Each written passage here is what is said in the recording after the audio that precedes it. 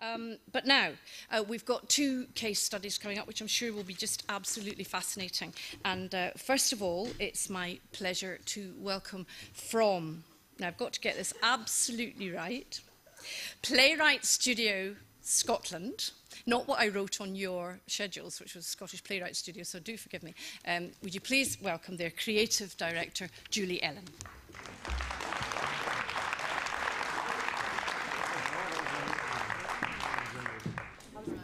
Yeah, I'm good.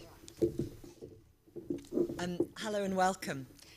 It's an extraordinary point in time for me to be here because the Playwrights Studio is just over 7 years old, and I was the founding creative director, and I'm in my last weeks as creative director of Playwrights Studio Scotland. I'm going to become the artistic director of the new Beacon Arts Centre, which will open in Greenock.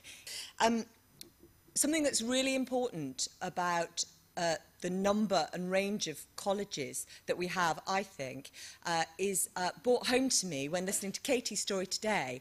I was thinking about how on earth did I end up being the creative director of Playwrights Studio Scotland. And the truth is I trained as an actor at Queen Margaret College. I got into training as an actor when I was in my mid-20s. Before that, I worked as a nurse in a veterinary hospital, and my local further education college ran an adult education drama group, and I got involved in that. Of course, when I started that, I had absolutely no idea that such things existed as creative directors of anything.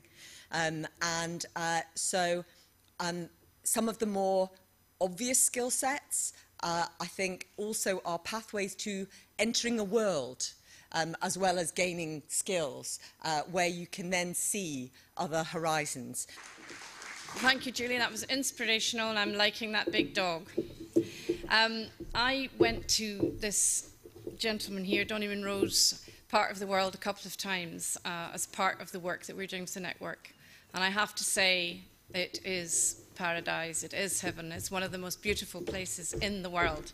And Donnie is here to tell us about Sabhal Mòr Ostaig, which is the Gaelic Language and Culture College and Sky. Donnie Munro. Well, a Harstin, si hier taatje, hij torst talches morgo, wie kader uvulu geshawn ju, son and tacherstis sorich shaw. It's a great pleasure and a privilege to be with you here today for what is clearly a very important occasion. And as Alison said, in coming here today, I represent Sabhal Mòr Ostaig, which is the National Centre for Gaelic Language and Culture and the Arts based in the south end of Skye. I hesitate to start off by saying I've just come down from the Isle of Skye, although it is true and my name is Donald, so it's a rather difficult area. But I've been very interested in the discussion so far today because it strikes me that a great deal of it, and, you know, as an institution, we are very, very happy to be part of the Scottish Drama Training Network, and we do come in, I have to say, somewhat on the sort of coattails of our relationship with RSAMD, but it's a coattail that we're very, very keen to hang on to and to nurture and develop. Sabhal Mòr Ostaig, I've just said, is the National Centre for Gaelic Language and Culture. It wasn't always that, and I think that what I want to really introduce today is looking at brand. And I know there's a discomfort with brand because it sounds very commercial and in the marketplace. But actually, instead of using brand, I think I would probably say positioning is really a critical part, and I think a critical part of what we have to look at. Now, Sabhal Mòr Ostaig was started about 30 years ago by a group of individuals who could probably at best be described as mildly eccentric and variously described as quite mad at the time. Because it was founded in a derelict farm building, which became into the ownership of the late Ian Noble, who was simply a language enthusiast.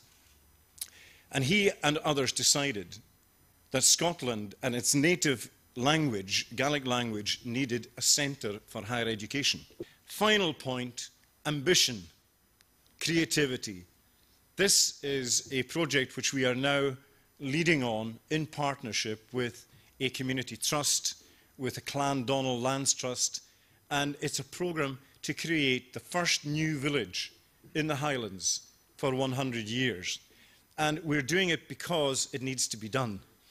And because there is a vision to create a community that is vibrant, a community that is sustainable, and a community that can relate to what we are doing as an institution and the vision that has been created. Ladies and gentlemen, thank you very much.